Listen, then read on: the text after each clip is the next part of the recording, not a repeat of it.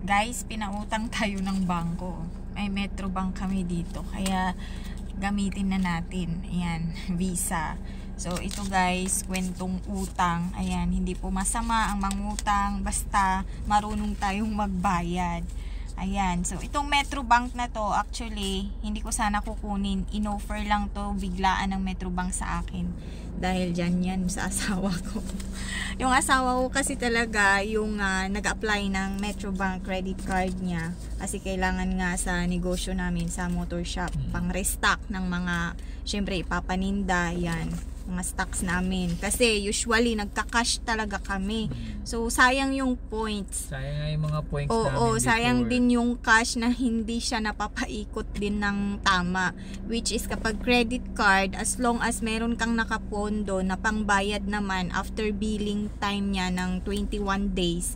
So magkaka-points ka pa nun. And also magkakaroon ka din ng credibility sa bangko. Ayan. Good credit sa kanila. Good credit. Ayan, kumbaga.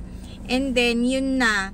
Tapos, once na good payer ka, ayun na, papautangin ka ng bangko. Ikaw na yung hahabulin. Actually, meron na kaming 3 credit card. So, ang maganda kasi dyan, nase-separate na namin ngayon yung mga expenses sa shop, expenses sa bahay, mga billings namin sa bahay, billing sa shop, separated na guys. And ang kagandahan, pwede na lang swipe sa mga bills payment, o diba? Like Meralco, ayan, kung anong babayaran, mga insurance, pwede na gamitin sa pwede nang gamitan ng credit card. Ayan.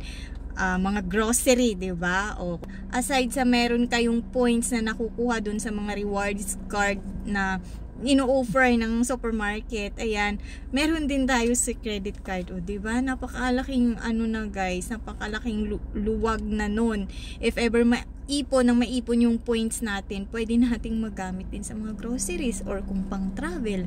Ayan. So ngayon, magpapagas kami. Ang laki ng tinaas ng gasolina ngayon, 'di ba? From 53 yata, naging 60 na ngayon. Ha? As in? Turbo diesel yan? O, ayan, mapapagas kami ngayon. So, ayan, gamitin ko na itong aking Visa. So, dito na natin kukunin lahat ng mga panggasolina, tapos grocery, ayan, kasi expenses siya, 'di ba, sa bahay. Basta hindi lang sa shop. Maraming points, pwede mo magamit 'yon pang bili ng plane ticket or pang bili ng mga pagkain kung ano. Lalo na if ever kami ay babalik sa Japan, ayan, magta-travel, pwede namin gamitin yung mga points namin. Pero syempre, iipunin muna namin 'yun para magamit. Ayan. So, 'yun, kwentong utang, hindi masamang mangutang as long as marunong tayong magbayad sa due date or bago mag due date. Thank you so much.